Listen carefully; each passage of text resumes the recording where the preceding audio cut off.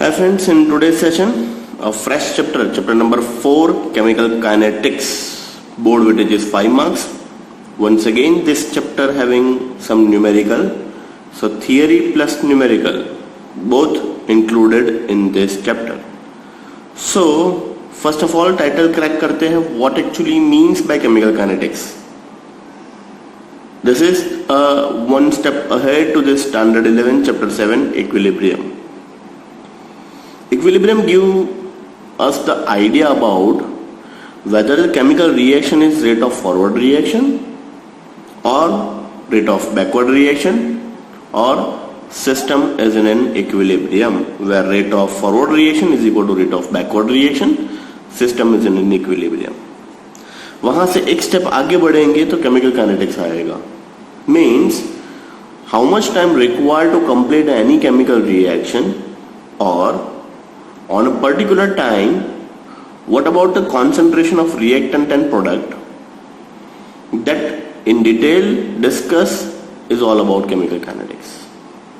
So chemical kinetics gives you the in detail discussion about chemical reactions which depending on time, few reaction is which is independent to this time. Independent to the time? Question mark. So let's discuss few example. Means let's take example of ripening of fruits. Means let's take example, आपने mango का एक पूरा box लेके आए हो. No one give you the complete idea at how many days this all mango becomes ripening. Next, settling of cement.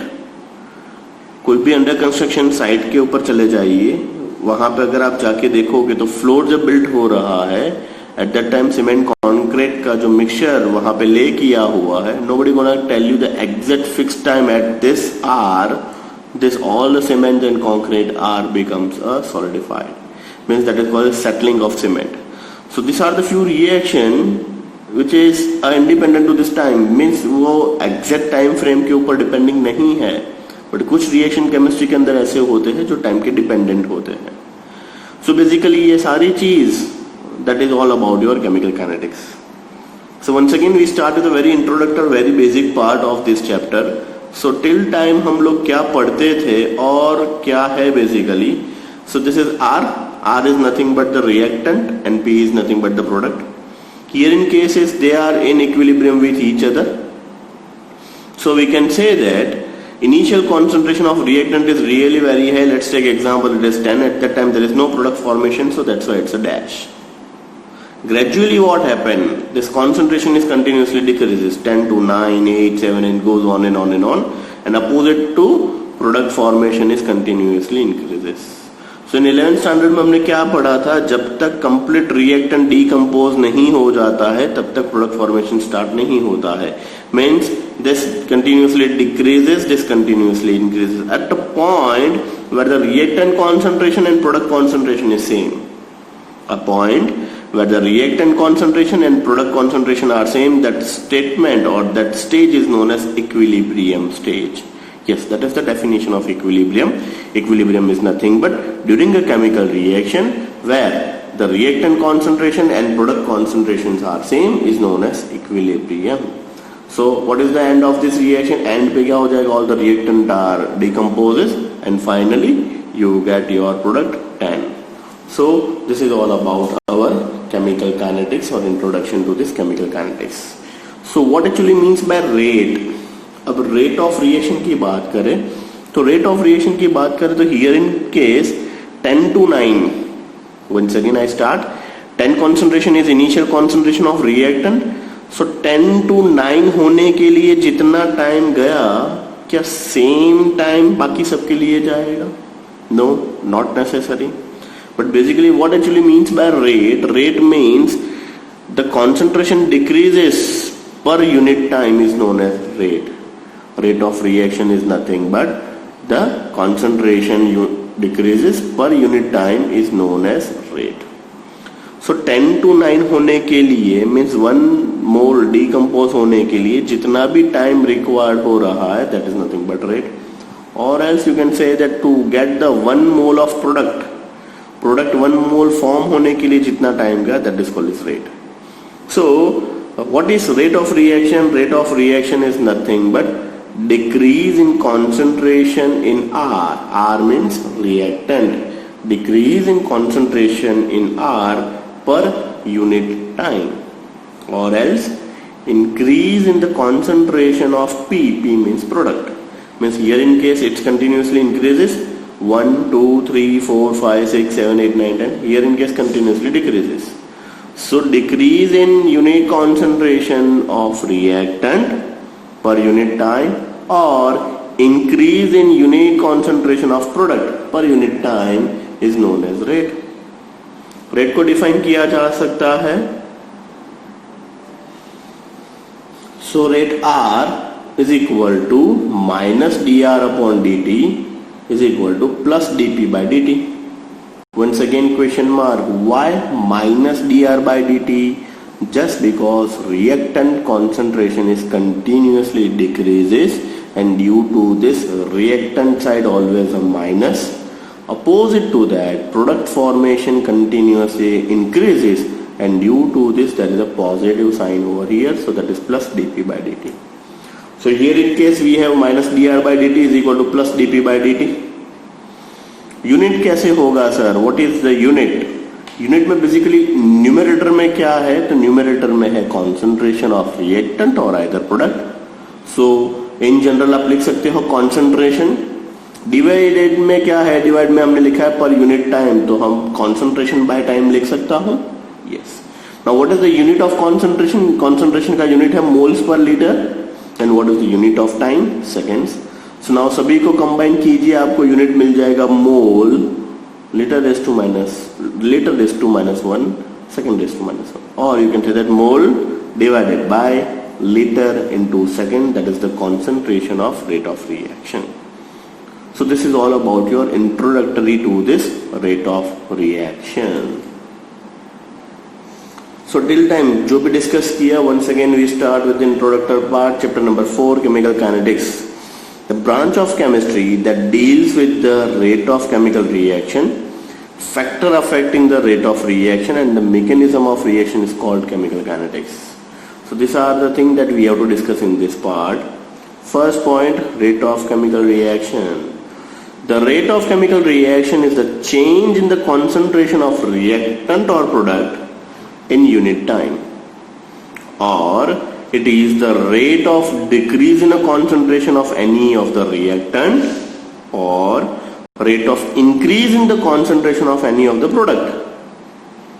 For a chemical reaction, if delta x is the change of the concentration of reactant or the product, then time will be the delta t. तो rate of reaction को कैसे define किया जा सकता है? Rate of reaction is nothing but R is equal to delta x by delta t. Then next, hypothetical reaction, R gives P. So here in case we can say that rate of reaction can be expressed in terms of decrease in the concentration of reactant or increase the concentration of the product. जो हमने discussion किया वही discussion. So rate of reaction is nothing but in decrease in a reactant concentration of R, increase the reaction. Most important part, minus dr by dt product के terms में plus dp by dt. Why? Because reactant concentration is continuously decreases. Opposite to that, product concentration is continuously increases. And last point हमने देखा, that is called units of reaction. Unit of reaction क्या होगा? Concentration is expressed by mole per liter and time is always denoted in second. तो generally हम लिख सकते हैं concentration per time. Last point, the concentration is replaced by partial pressure, so the unit is replaced by atm per second. Yes, for the gaseous system, if your system is made up by the gaseous species, at that time gas does not have any concentration, gas has pressure. So pressure is always measured in atmosphere per second. So this is all about your unit of rate of reaction. Now two different types of reaction देखने हैं हमें, average rate of reaction and instantaneous rate of reaction. Now let's start with the two different rate of reaction. First is average rate of reaction, second is instantaneous rate of reaction. Now average rate of reaction समझने के लिए मैं always एक example quote करता हूँ. Average का मतलब क्या हुआ, आगे हमने एक रिएक्शन देखा था, R gives P, then 10, 9, 8, 7 something something, and right side पे था 1, 2, 3, 4, 5. सो 10 to 9 के लिए जितना टाइम गया, क्या एग्जैक्ट सेम टाइम 8 to 7 के लिए जाएगा, या फिर एग्जैक्ट 7 to 6 के लिए जाएगा? नहीं, कभी भी फिक्स नहीं होगा. Likewise, let's take example कि this is your home and this is your school. Fine, the distance between home to school is approximately 10 kilometer, and there is two main junction between your home to school. सुबह सुबह आप school के लिए निकलते हो तो मान लीजिए फर्स्ट डेस्टिनेशन से फर्स्ट क्रॉस रोड के बीच में there is no traffic, so you can go with 60 km/h speed. That is really very high speed, but assume कीजिएगा इतना फास्ट नहीं जाना चाहिए. 60 किलोमीटर की स्पीड पे आप जा रहे हो तो फर्स्ट क्रॉस रोड का डिस्टेंस क्लियर हो जाएगा बहुत ही fast. Then you find some traffic between first cross road to the second cross road, तो आपका स्पीड कम हो गया, तो वो हो गया 30 km/h speed. And last near to school, जैसे स्कूल के आसपास पहुंचते हो बहुत सारे वैन, बहुत सारे बसेस और बहुत सारे ट्रैफिक ऑलरेडी रहता ही है. So that's why this crossroad to your school traffic is really very high, so your speed is approximately 20 km/h. अब मान लीजिए if you don't have any traffic from the initial, you pick up a 60 km/h speed, so यहाँ से यहाँ तक जाने का distance 10 kilometre है. परफेक्ट. आप 60 km/h की स्पीड से जा रहे हो तो you reach your destination at what time? कितने टाइम में आप पहुंच जाओगे? 10 kilometre is your distance. 60 km/h की स्पीड में जा रहे हो, तो आप 10 मिनट में पहुंच जाओगे. But just because first cross road से सेकंड क्रॉस रोड डिस्टेंस में 30 km/h की स्पीड है एंड सेकंड 20 km/h की स्पीड है, तो now your average speed is decreases and school पहुंचने के लिए तकरीबन 18 या 20 मिनट लगेंगे. क्यों ऐसा हुआ? Just because you have some traffic over this point. So in chemical reactions also, in initial phase maybe reaction becomes really very fast. तो रिएक्शन फास्ट होगा तो उसके लिए कम टाइम चाहिएगा.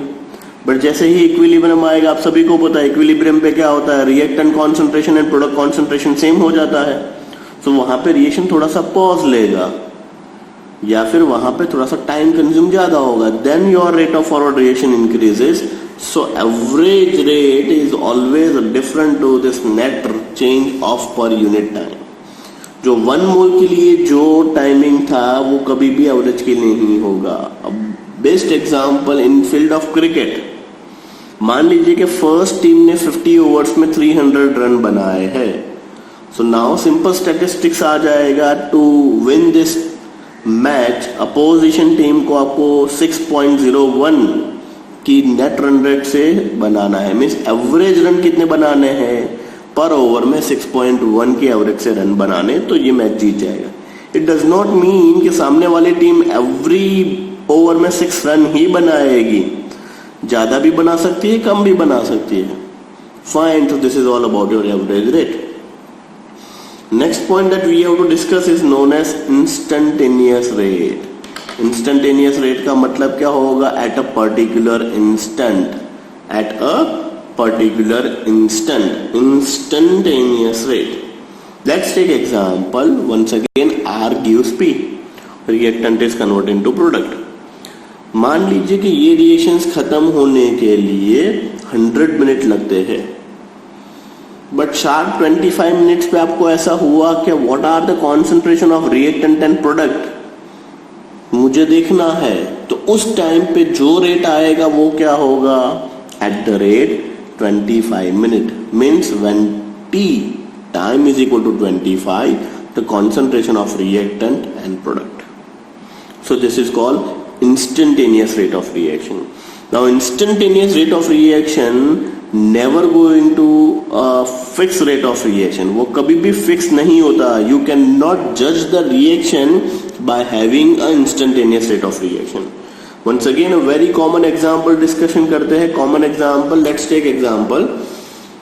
क्रिकेट की मैच चल रही है. कई बार आप लोगों को एक कंपैरेटिव स्कोर दिखाते हैं कि eight the rate 20 over first batting जिसने की थी उसके रन इतने थे और नाउ अभी हमारे रन इतने हैं. मीन्स मान लीजिए कि 20 ओवर में एग्जैक्ट हमारे रन उनसे बहुत ज्यादा है, तो क्या हम ये प्रिडिक्ट कर सकते हैं हम जीत जाएंगे? No, suddenly wicket fall and हम हार भी सकते हैं। मान लीजिए कि एग्जैक्ट 40 ओवर के अंदर उन लोगों के इतने रन थे, हमारे इतने रन है, और बहुत सारी विकेट्स गिर गई है हमारी, तो क्या हम अज्यूम कर सकते हैं हम हार जाएंगे? नहीं, लास्ट 10 ओवर में हम जीत भी सकते हैं। So instantaneous rate of reaction does not going to give you the exact rate of reaction. This will give you the idea about at the rate particular instant. At the rate particular instant means at 15 over.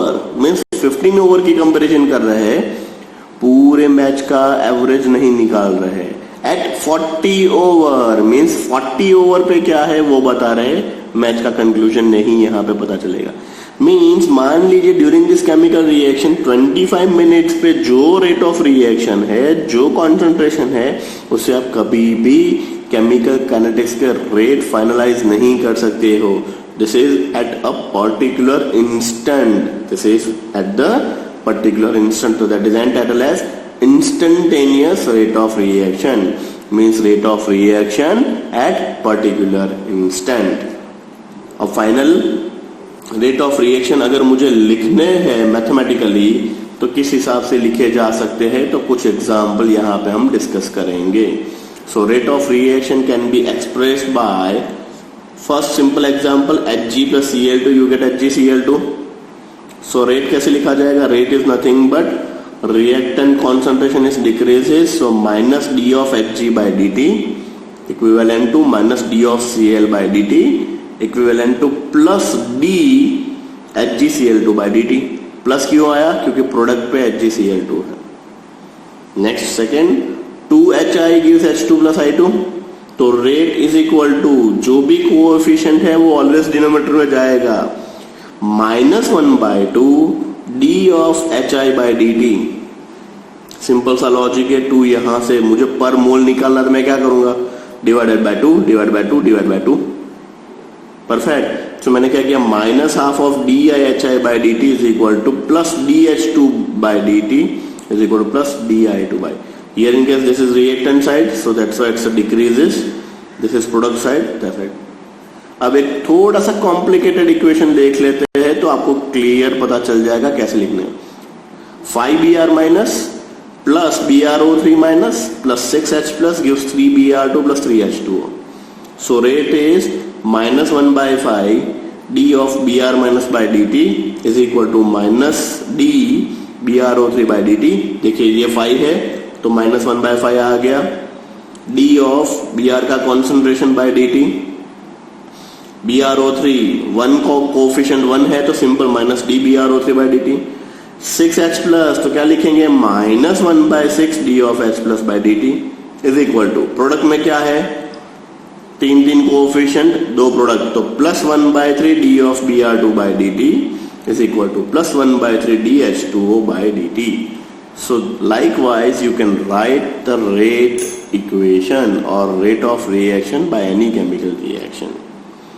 So this is all about your first session. First session के अंदर हमने simple rate of reaction, average rate and instantaneous rate of reaction के बारे में discussion किया। So this is all about your first session.